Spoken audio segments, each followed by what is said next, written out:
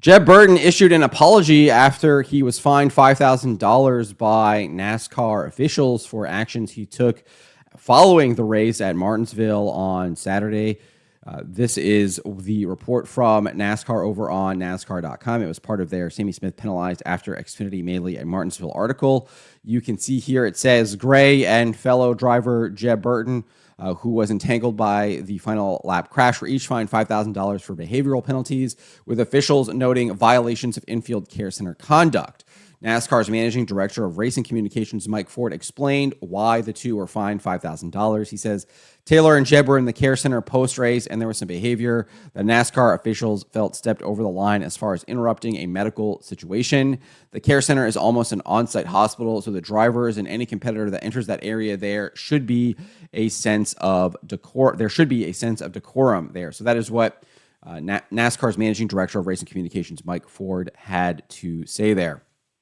Obviously, we saw the video between Taylor Gray and Sammy Smith and how Gray had confronted Sammy Smith at the infield care center.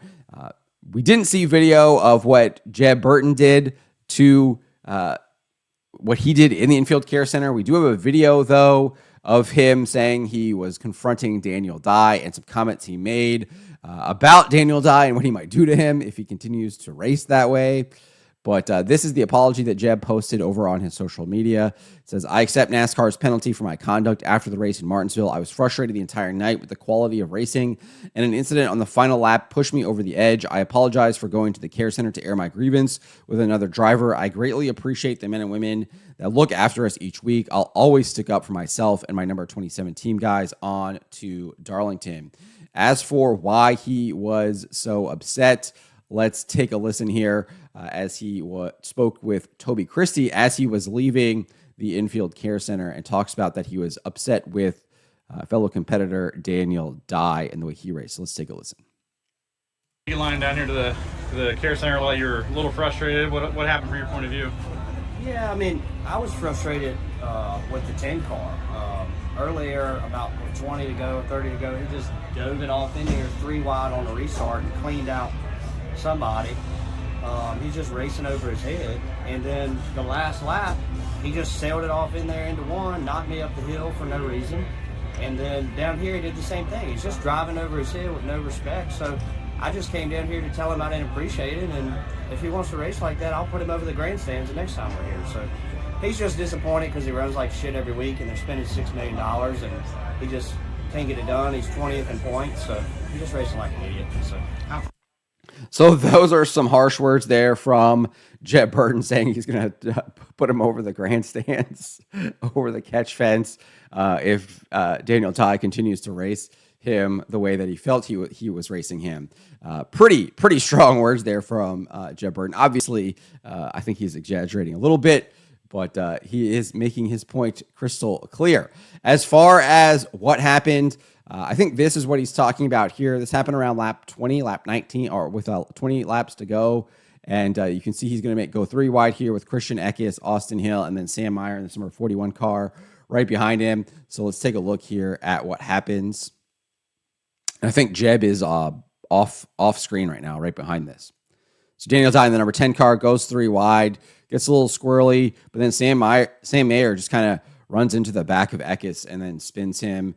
And then I think Sanchez gets taken out. And I think we saw Jeb just kind of slip by there. Let's look at this real quick. Yeah, there you go. He's in the 27 car, slips right by the wreck there, barely is able to avoid it. But I don't really think that was Daniel Dye's fault there. Obviously, he did make a very aggressive move to go 3 wide. The hole was there. Again, it is Martinsville, though, but I think we can put the blame there on Sam Mayer because if you look at this here, I mean, Daniel Dye doesn't really make contact. Mayer does go up, but I don't even think he was making contact with Dye there, and then he just gets into the rear of Eckes there, kind of like that right rear, and spins him. That's what it looks like to me right there. You can see it again, and then Sanchez nowhere to go. So that's what happened on with what like 20 laps to go. I think that might be what he's talking about. And then here is what happened on the final overtime restart. We've already kind of ran a lap here. This is them coming to the white flag. You're going to see Jeb dive from the bottom, or excuse me, dive from the top to the bottom in front of Daniel Dye. And it's going to be really a little bit difficult to watch just because of where the camera angles and things like that. And they're focusing on the leaders. But we'll see what we can get here. So there you go. You see Jeb dives to the bottom in front of Daniel Dye. We can't see what's happening right now. So who knows what's going on there. And that's turn one where he was talking about. But you can see there, you can see right there at the very end, there was like a little bit of tire rub there. They're getting into each other. And then obviously chaos breaks out here.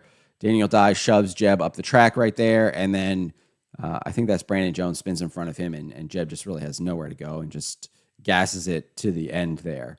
So that is what happened with Jeb Burton and why he might be upset at Daniel Dye. I think maybe if he goes back and watches the replay there with Sam Mayer and Eckes, maybe won't put the blame on Daniel Dye, even though he did go 3 wide.